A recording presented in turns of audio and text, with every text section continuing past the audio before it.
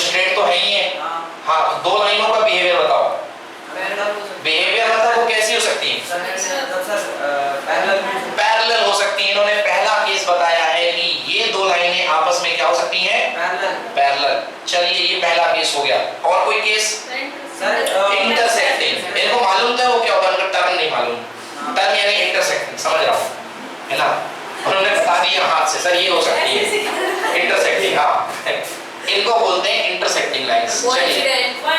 Very good. तीसरा case कौन सा है? कोइंसिडेंस लाइन, मतलब एक लाइन के ऊपर दूसरी लाइन चढ़ बैठी, है ना, या ली डाउन हो गई दूसरे के ऊपर, तो इसको बोलते हैं कोइंसिडेंस। इनके अलावा कोई केस बनता ही नहीं है। बोलो, और कोई केस है क्या? सर है सर। कौन सा? सर ऐसा है सर। अच्छा, ये लाइन है, ये लाइन है, ये लाइन है, ये लाइन नहीं होगी सर। अच्छा, स्ट्रेट होगी ये। चलो, तुम्हारा टिकट बुक कराना पड़ेगा।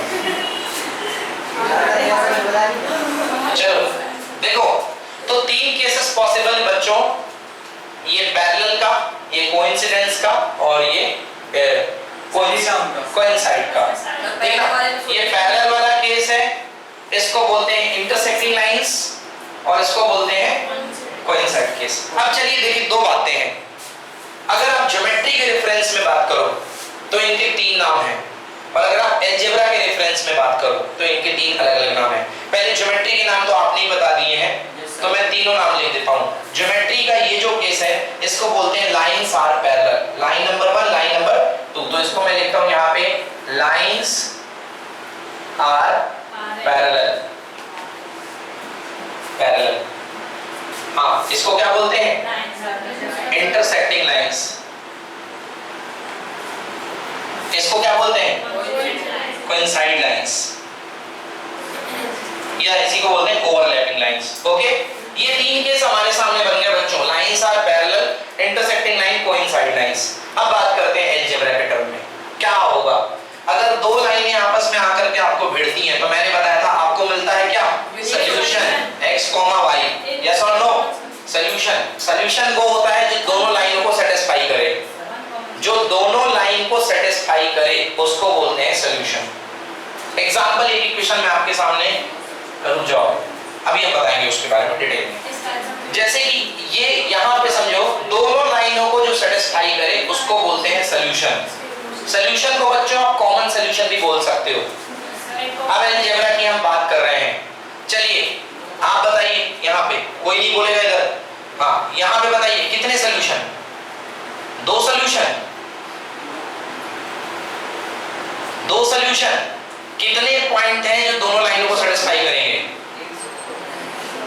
0, बिल्कुल सही, कोई सॉल्यूशन नहीं है। ये दोनों लाइनें अलग अलग हैं, ये दोनों लाइनें अलग अलग है। रुक जाइए, इसलिए इस केस में जाने के पहले मुझे इस केस में जाना चाहिए। हाँ बताइए, इन दोनों लाइन में कितने सॉल्यूशन? 1 सॉल्यूशन। 1 को बोलते हैं यूनिक। क्या बोलते हैं? Unique solution. तो यहाँ पर एक ही पॉइंट मिलेगा जो इस लाइन को भी सेटिस्फाई करेगा और जो इसको भी सेटिस्फाई करेगा और इसको भी सेटिस्फाई करेगा, इसको बोलेंगे अपन यूनिक सॉल्यूशन। तो ये जो अलजेब्रिकल डेफिनेशन है इसकी, देखो ये होगा इसकी ज्योमेट्रिकल डेफिनेशन, और ये अलजेब्रा वाली डेफिनेशन क्या है? Unique solution. ठीक है ना? तो ये पहला केस है, इसको बोलेंगे यूनिक सॉल्यूशन। केवल एक सॉल्यूशन होगा, और जिसमें सॉल्यूशन मिलता है, जिस सिस्टम में सॉल्यूशन मिलता है उसको बोलते हैं आंसर देने वाला सार्थक। सार्थक समझते हो? जिसका अर्थ निकले। एक होता है सार्थक, एक होता है निरर्थक। कहते हैं ना बड़े बुजुर्ग, तुम्हारा पढ़ना निरर्थक है। तुमने खूब पढ़ाई कर ली, कोई बड़ा बुजुर्ग आया, तुमने उसको बैठने को सीट नहीं दी, तुम बैठे हो आराम से, तुम्हारी पढ़ाई निरर्थक है। ऐसी पढ़ाई किसी काम की नहीं है ना, जो आपको ह्यूमन वैल्यूज ना सिखाती हो, ऐसी पढ़ाई किसी काम की नहीं है ना, उसको बोलेंगे निरर्थक। तो जहां पे आपको सॉल्यूशन मिल रहा है ऐसे सिस्टम को, अब सर सिस्टम क्यों? क्योंकि दो लाइन है, दो जहां पे मिलते हैं वहां पे सिस्टम बन जाता है। सिस्टम स्टार्ट होता है कम से कम 2 से, मैक्सिमम कितने का भी सिस्टम, समझ में आएगा? तो यहाँ पे दो सॉल्यूशन, दो लाइन मिल गई, जिसको बोलेंगे कंसिस्टेंट सिस्टम। क्या बोलेंगे? जहां पे सॉल्यूशन मिलेगा, जहां पे आंसर आएगा, उसको इसको बोलेंगे कंसिस्टेंट। क्या बोलेंगे? कंसिस्टेंट। तो ये सिस्टम कैसा है? कंसिस्टेंट। ध्यान से बात सुनते जाओ मेरी। कंसिस्टेंट, एक बार कंसिस्टेंट। रुक जाओ। दूसरा, अब मैं फिर से आपसे पूछता हूं, यहाँ पे कितने सोल्यूशन? जीरो सोल्यूशन को बोल सकते हैं मैथ्स में नो सोल्यूशन। क्या है ये? No solution. Correct, zero solution, क्योंकि कोई भी पॉइंट कॉमन नहीं है, इसको बोलेंगे नो सोल्यूशन। नो सोल्यूशन या जीरो सोल्यूशन। हाँ, कंसिस्टेंट या इनकंसिस्टेंट? अरे उसको बेटा इनकंसिस्टेंट लगा हुआ है, अनकंसिस्टेंट नहीं चलता है, इनकंसिस्टेंट है ये।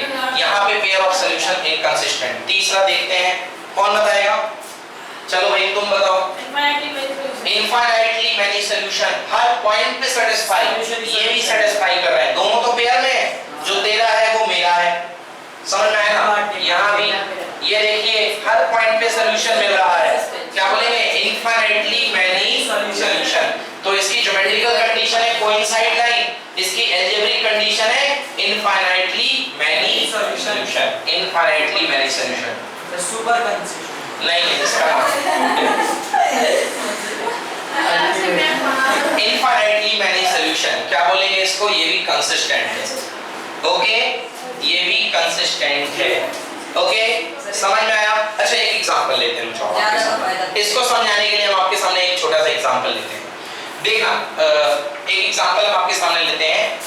x plus y equals to x plus y plus 2 equal to 0 and 2x plus 2y plus 4 equal to 0। बच्चों, ये जो पेयर मैंने आपके सामने ये जो लाइनें लिखी हैं, मालूम ये लाइनें ऐसी हैं जिनके इनफाइनाइटली सॉल्यूशन मिल रहे हैं। अब पहले सॉल्यूशन देखने के लिए जान लो कि ये जो सॉल्यूशन पहली लाइन का होगा वही दूसरी लाइन का होगा, जो सॉल्यूशन पहली लाइन का होगा वही दूसरी लाइन का होगा। चलो अब इसमें मैं पहली लाइन का सॉल्यूशन फाइंड कर रहा हूं। रुक जाओ। मैं पहली लाइन का सॉल्यूशन फाइंड कर रहा हूं, सॉल्यूशन आपके सामने लिख रहा हूं। ये दो इक्वेशन मैंने लिख दिए, शुरू से बात कर रहा हूं। ये दोनों इक्वेशन मैंने लिख दिए।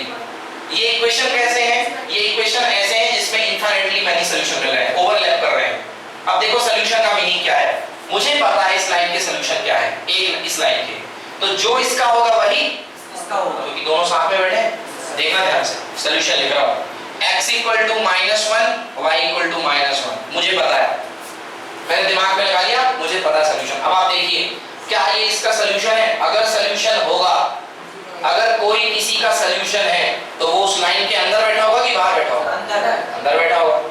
अगर कोई बंदा किसी देश में रहने वाला है, कोई किसी का सिटीजन है, तो वो उस कंट्री के अंदर होगा ना, वो तो उस कंट्री का निवासी हुआ ना। अगर कोई किसी का सिटीजन है, तो वैसे यहाँ पे जो पॉइंट है, अगर सिटीजन होंगे तो लाइन की कंडीशन को सेटिस्फाई करेंगे, और अगर सिटीजन नहीं होंगे तो कंडीशन को सेटिस्फाई नहीं करेंगे। अब देखते हैं पहली लाइन को सेटिस्फाई करता है क्या, देखते हैं। इक्वेशन है x + y + 2 = 0। पुट करो, x की जगह y की जगह +2 की जगह +2 = कितना आना चाहिए? -1 -2 गलो, -1 + -1 है, -2 हो गया। -2 + 2 = कितना? 0 = 0। कंडीशन क्या हो गई? सेटिस्फाइड। मतलब हाँ, ये इसका सॉल्यूशन है। अब दूसरा सॉल्यूशन देखते हैं, दूसरी लाइन पे बैठा है कि नहीं बैठा है। देखते हैं दूसरी लाइन पे। लाइन का नाम है 2x + 2y + 4 = 0। तो 2 × -1 + 2 × -1 + 4 = 0 होना चाहिए। 2 × -1 -2, 2 × -1 -2 + 4 = -2 कितना? -4 + 4 = 0। 0 = सेटिस्फाई कर दिया। मतलब वाकई में ये जो पॉइंट है, मार्क इसको अच्छे से लिख देता हूं, क्या बनेगा? -1, -1। ये पहली लाइन पे भी बैठा है और दूसरी लाइन पे भी बैठा है, तो ये इसका सॉल्यूशन है। तो ये दोनों लाइनें ओवरलैप कर रही हैं, तो जो पॉइंट इसमें बैठा होगा वही पॉइंट इसमें भी बैठा होगा। अब एक चीज बताऊं ध्यान से, देखो कुछ नहीं किया मैंने, इस लाइन में पूरे में 2 का मल्टीप्लाई कर दिया। देखो 2 × x कितना होगा? 2 × y कितना? 2y, 2 2 जा, मतलब इस लाइन से इस लाइन में आने के लिए मैंने कितने का मल्टीप्लाई कर दिया? 2 का। समझ में आया? अब मैं आपको बता रहा हूं कि 2 इक्वेशन हैं, सुनो ध्यान से। दो इक्वेशन है a1x plus b1y plus c1 equal to 0 और a2x plus b2y plus c2 equal to 0। इन दोनों को केवल देख करके आप कैसे बता सकते हो कि कौन सा केस होगा, ये वाला केस या इनफाइनाइटली मैनी सॉल्यूशन का केस। इन दोनों इक्वेशन को देख करके सबसे पहले क्या करो, तीनों कांस्टेंट आप लिख लो, छह कोएफिशिएंट आप लिख लीजिए इक्वेशन को देख के। आपको आने लगा कोएफिशिएंट देखने, क्या क्या लिखेंगे, a1 लिखेंगे, a2 लिखेंगे, b1 b2 c1 c2, ये आपने लिख लिया। अब a1 a2 b1 b2 c1 c2 लिखने के बाद a1 upon a2 b1 upon b2 और c1 अपॉन c2 फाइंड कर लीजिए। क्या करेंगे, तीनों कोएफिशिएंट लिखेंगे और फिर a1 upon a2 b1 upon b2 c1 upon c2 find करेंगे। कर लिया फाइंड। अब आपके पास ये तीनों चीज आ रखी हैं, देखिएगा जो पैरेलल केस होगा, अगर ये आता है क्या जो लिख रहा हूं तो लाइन पैरेलल होगी। अगर a1 upon a2 equals to b1 upon b2 आएगा बट ये c1 अपॉन c2 के इक्वल ना हो तो लाइन जो होंगी आपकी कैसी होंगी, पैरेलल। तो ये एक केस है पैरेलल केस, मतलब नो सॉल्यूशन का। इसमें देखिए अगर a1 अपॉन a2 की वैल्यू b1 अपॉन b2 के इक्वल नहीं है, c1 अपॉन c2 से कोई मतलब नहीं, तो लाइन कैसी होंगी, इंटरसेक्टिंग, और आपको मिलेगा यूनिक सॉल्यूशन, है ना। और तीसरा केस यहाँ पे था नॉट इक्वल, वहां पे क्या होगा, इक्वल। समझ गए ना, सारे इक्वल हो जाएंगे। तो इसके केस में क्या हो जाएगा आपके पास, a1 upon a2 equal to b1 upon b2 equal to c1 upon. अब मैं कह सकता हूं, चलिए आइए देखते हैं, पहला एग्जांपल आपको बताना है कि ये लाइन कैसी है, समझ गए ना। अगर ये तो पैरेलल यानी नो सॉल्यूशन, ये इंटरसेक्टिंग यूनिक सॉल्यूशन, अगर ये इनफाइनाइट सॉल्यूशन कोइंसाइड लाइन। अब मैं आपके सामने दो इक्वेशन दे रहा हूं, उनको देख करके आपको बताना है कि ये लाइन कैसी है। ध्यान से देखिएगा, 2x plus 3y minus 4 equal to 0, 12x plus 18y minus 6 equals to 0। बताइए ये लाइन कैसी है या क्या सिस्टम कंसिस्ट। हाँ, इसमें क्वेश्चन लिखिए, पहले इक्वेशन लिखिए कॉपी में, इक्वेशन लिखिए कॉपी में, और फिर इसमें तीन क्वेश्चन बताएंगे, इसमें तीन क्वेश्चन आप बताएंगे। बेटा रुक जाओ, इसमें तीन क्वेश्चन आप बताएंगे। पहला इसमें क्वेश्चन बनेगा, लिखिए first question, what is geometrical condition, what is geometrical condition, पहला। दूसरा geometrical condition, what is algebraic condition of the equation। तीसरा लिखिए, does the system is inconsistent or consistent। तीसरा बताइए कि सिस्टम कंसिस्टेंट है कि इनकंसिस्टेंट है। ओके, तीन कंडीशन आपके सामने है। चलिए बताइए, कौन बताएगा, किसने कर लिया, यस पैरेलल। तो आपने बताई ज्योमेट्रिकल कंडीशन कैसी है, ज्योमेट्रिकल पैरेलल बता दी। सेकंड बताओ अलजेब्रिक, नो सॉल्यूशन। अलजेब्रिक में क्या, नो सॉल्यूशन। अभी आप वन सॉल्यूशन बोल रहे थे, no solution. Yes, system consistent और इनकंसिस्टेंट, इनकंसिस्टेंट। कैसा होगा, इनकंसिस्टेंट।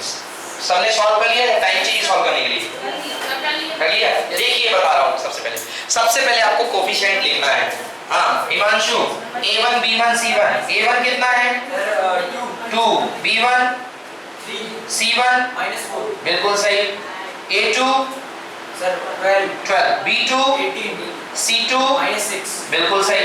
क्या करना है, दोनों का डिवाइड करना है। Now a1 upon a2, 2 upon 12 कितना 1/6, 3 अपॉन 18 कितना, एंड दिस इज माइनस से माइनस कैंसिल, 4/6 यानी 2 2 जा 2 3 जा 6 है ना, यानी 2/3। देखो ये दोनों क्या है आपस में इक्वल, बट ये इक्वल यानी a1 upon a2 equals to b1 upon b2 is not equal to c1 upon c2। तो a1 upon a2 is equals to b1 upon b2 but not equal to c1 upon c2। Lines are parallel. आ गया, lines are parallel, parallel है तो inconsistent, no solution.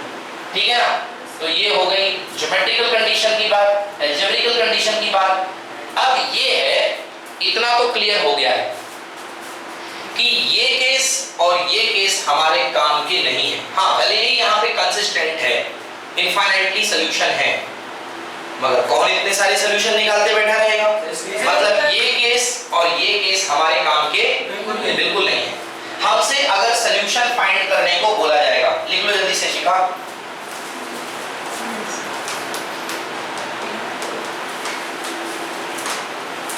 लिख लिया?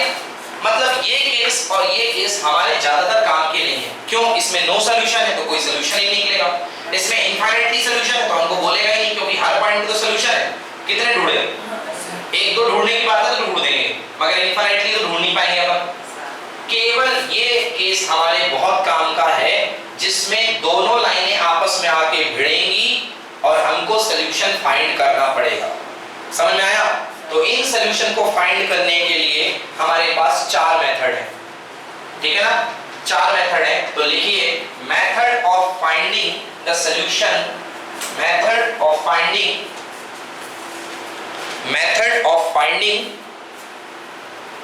The solution for pair of linear equation, method of finding the solution for the pair of linear equation,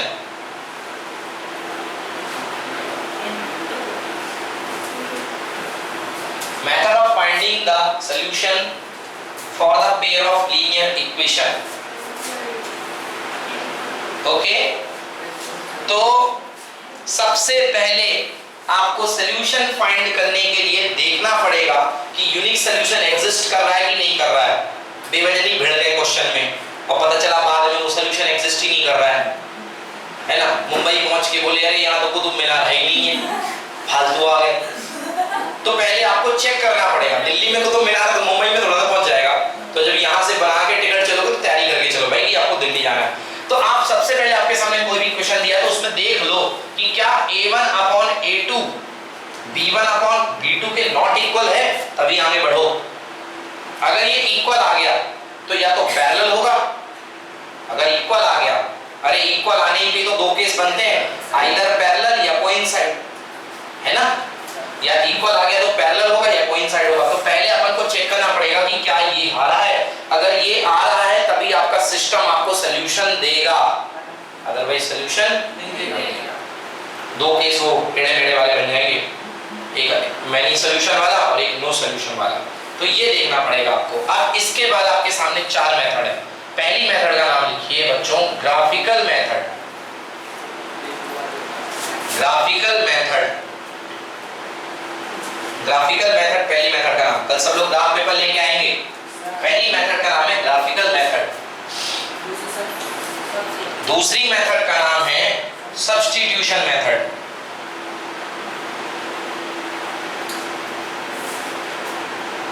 substitution method.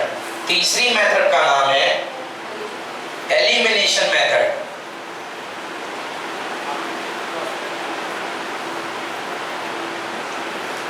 और fourth method का नाम है क्रॉस मेथड। एक और मेथड है वैदिक मेथड, बताओ आपके सिलेबस में नहीं है, ठीक है ना?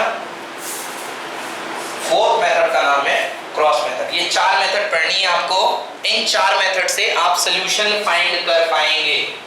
इन 4 मेथड का यूज करके आप सॉल्यूशन फाइंड कर पाएंगे। आइए सबसे पहले डिस्कशन करते हैं ग्राफिकल मेथड में।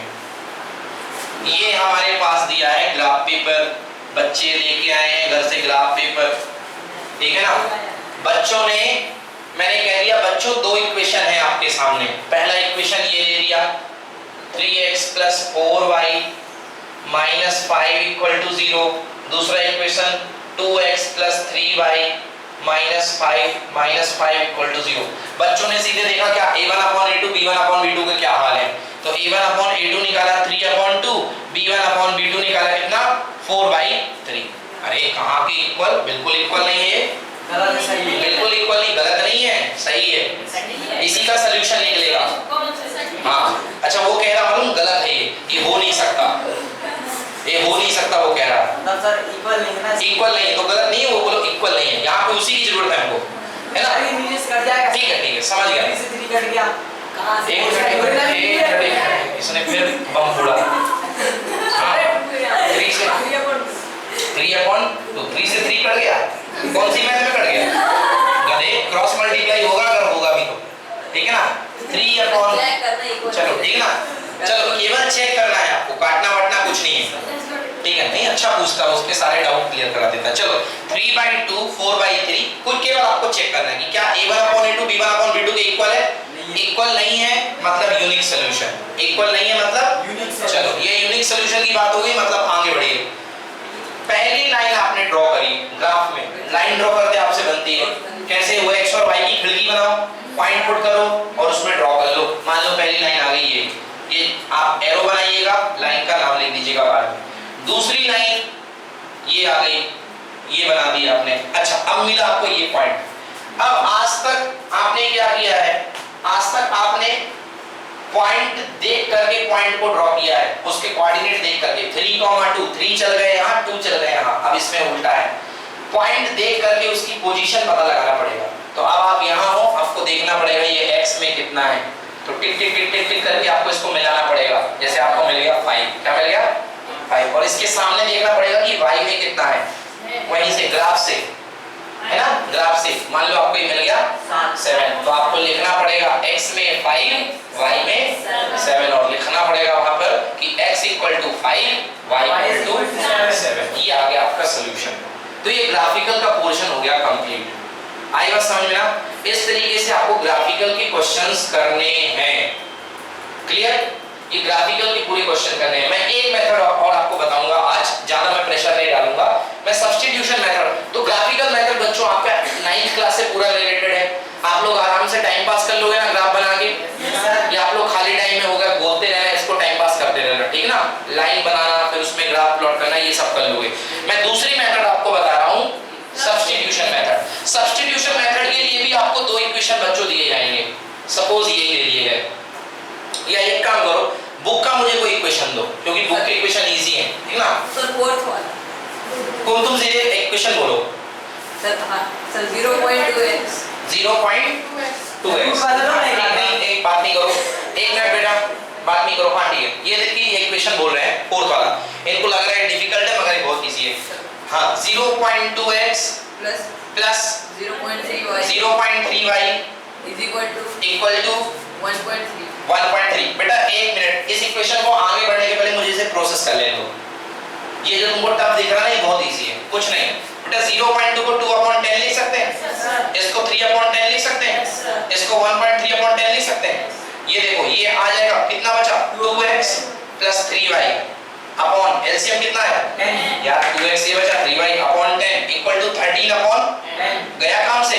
पहला इक्वेशन निकल करके आया 2x plus 3y equal to 13। चलो अपन सजा के लेते हैं, 2x plus 3y minus 13 equal to number 1। अगला बोलो जो तुम बोल रहे हो। 0.4x प्लस 0.5y, एक मिनट बातें नहीं करो। 0.4x plus 0.5y is equals to 2.3। अब मैं डायरेक्ट लिख रहा हूं, अगर आपके दिमाग में दिख जाए चित्र तो बताना। 4x plus 5y equal to 23। देखिए आप नहीं लिखा। 4x plus 5y equal to 23। वही 10 में ब्रेक करोगे, एलसीएम लेके 10 उड़ा दोगे। 4x plus 5y equal to 23। तो 4x plus 5y minus 23 equal to 0। 4x plus 5y minus 23 equal to 0। Equation number 1। अब बारी आई a1/a2 b1/b2। a1/a2 2/4 यानी 1/2। अब b1 इधर देखो बेटा, लिखा मत करो अभी, आप बिल्कुल लिखना बंद कर दो। a1/a2 इक्वल टू 2/4 और b1/b2 इक्वल टू 3/5। इक्वल की अनइक्वल? अनइक्वल। आगे बढ़ो, मतलब सॉल्यूशन निकलेगा। अब चल रहा है सब्स्टिट्यूशन मेथड का पहला स्टेप। सब्स्टिट्यूशन का मतलब होता है किसी को एक जगह से उठा के दूसरी जगह पे रखना, है ना? किसी चीज को एक जगह से उठा के दूसरी जगह पे रखना। किसी चीज को कौन किसको उठाओगे? आइदर x को या y को। तो कहां से उठाओगे मन में सिलेक्ट कर लो, 1 से या 2 से? सर 1 से इसने बोल दिया 1 से, चलो 1 से उठाते हैं, किसको उठाएं? सर 2 से अरे 2 से उठाएं, 1 से किसको उठाएं? X या Y? x को या y को, आपकी मर्जी। चलो 1 को पकड़ो, लिखो फ्रॉम, ये मेथड के नाम तो लिख लिए ना आपने, इसको मैं रफ कर रहा हूँ। सर सब्स्टिट्यूशन और सर एलिमिनेशन अभी सब्स्टिट्यूशन चल रही है, आगे किसी के बारे में बात मत करिए प्लीज। देखिए यहाँ आपने कहा 1 से, चलो 1 लिखेंगे फ्रॉम 1, 1 से, 1 की मदद से। 1 कौन है? 2x + 3y - 13 = 0। आपने बोला x को उठाओ, चलो x इधर आ जाओ, तुम बाकी को जान दो। यहाँ आएगा, ये हो जाएगा 2x, ये हो गया -3y, ये हो गया कितना? +13, ये माइनस इधर चला गया +13। x की वैल्यू -3y + 13 अपॉन कितना? 2। आ गई x की वैल्यू। अब आपने x की वैल्यू 1 से निकाल ली, 1 से उठा के पुट करो। किस में पुट करोगे? उसी में कि दूसरे में? उसी में तो पुट नहीं कर सकते हो, नहीं तो फिर वही आ जाएगा, दूसरे में पुट करना पड़ेगा। समझ गया? तो लिखेंगे फ्रॉम 2, है ना, 1 से उठाया फ्रॉम 2। फ्रॉम 2 क्या है? 4x + 5y - 23 = 0। x की वैल्यू यहाँ पुट करनी है, x की वैल्यू इतनी आई है -4 * x की वैल्यू -3y + 13 अपॉन कितना? 2 + 5y - 23 = 0। गुड, गिव दीजिए।